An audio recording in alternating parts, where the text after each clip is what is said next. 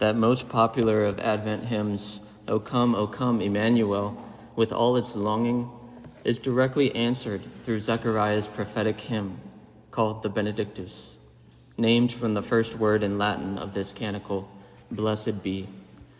In response to O come, Zechariah says he has come to his people.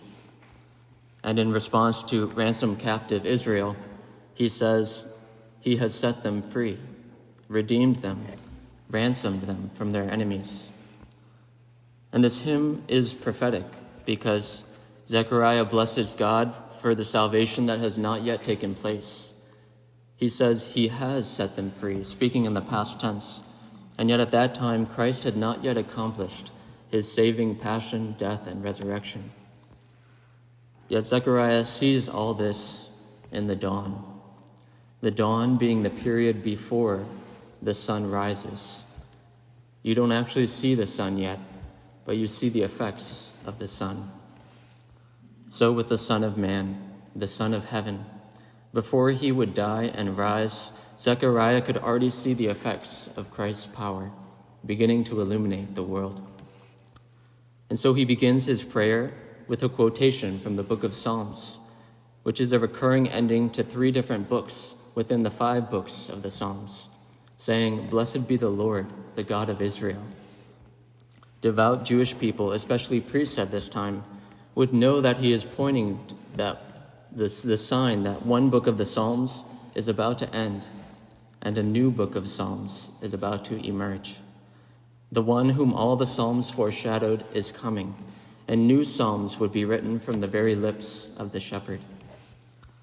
Zechariah is the father of the voice crying in the wilderness, the voice of the everlasting word. And so the father of the voice gets the last psalm in the old book before the voice begins to cry out and sing to the Lord a new song.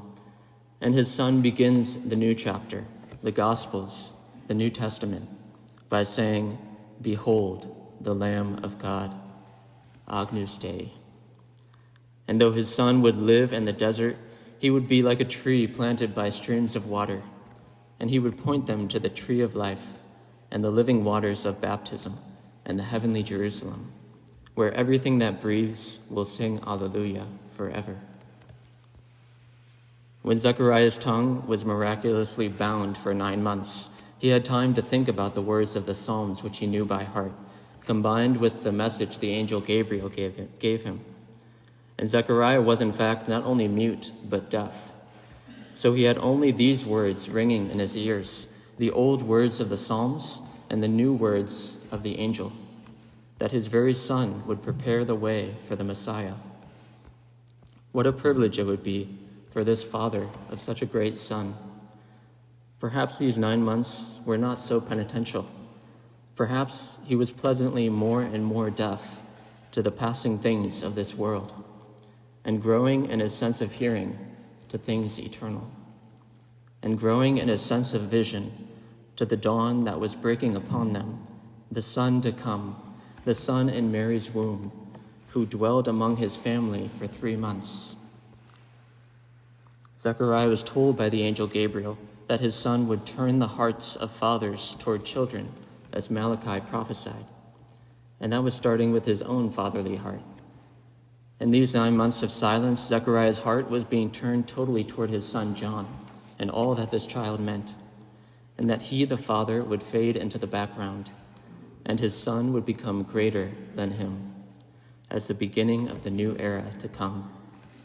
And so we can say that Zechariah would be the precursor to the Messiah. And so he became truly a father to John, bestowing identity upon him, his name and his mission, and sharing one heart with his son and similar lives. Some actually say that Zechariah was martyred or killed by Herod the Great in the very temple area when John was a child, bearing witness to Christ with his own blood. And then John, his son, would go on to do the same in his adulthood. And neither Zechariah nor John would see the Son of Man rise from the dead. But they didn't need to see the sun rise in order to bear witness to his power. Because with the eyes of faith, they so clearly saw the dawn. They saw the dawn from on high break upon them. You might know the priestly blessing from the book of Numbers, which goes, "The Lord bless you and keep you. The Lord make his face shine upon you and be gracious to you. The Lord turn his face toward you and give you peace." So Zechariah blesses his newborn son, whose name John means "the Lord is gracious."